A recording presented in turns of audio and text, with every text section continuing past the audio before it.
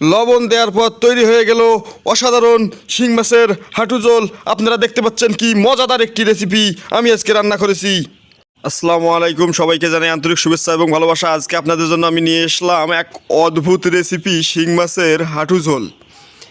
শিং মাছের হাঁটু ঝোল নিয়ে আসলাম আপনাদের মাঝে। আমি কিভাবে A to Z পর্যন্ত কিভাবে রান্না করা লাগে সেটা আপনাদেরকে দেখাবো। এই যে দেখতে পাচ্ছেন কড়াইতে দিয়ে দিয়েছি এবং এই চুলার জাল তো পাতায় দিয়ে জাল দিতে একটু কষ্ট হয় আর কি। পাতাইগুলো একটু ড্যাম, শীতকাল যেহেতু রোদ ওঠে নাই, এই জন্য একটু পাতাইগুলো একটু কম জ্বলতেছে।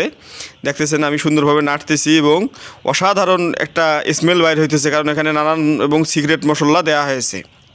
আপনারা দেখতে পাচ্ছেন যে এটার কালারটা আসলে অতটা হয়নি আর কি। অন্যান্য রান্নাগুলো করলে যেমন হয়। তারপরে যে মশলা দিয়ে দিলাম, তারপর হলুদ দিয়ে দিলাম এর মাঝে।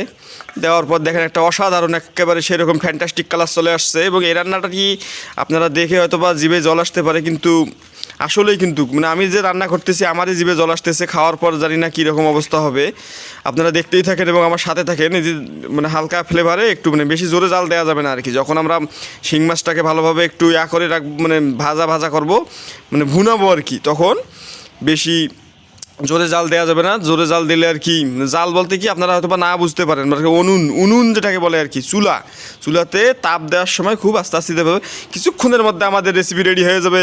আপনারা দেখতে পাচ্ছেন এক অসাধারণ রেসিপি একদম তৈরি হয়ে এসেছে। এবং দেখেন মাছগুলো একটু গাও ছেড়ে দিয়ে লেটকা চাটকা হয়ে গিয়েছে।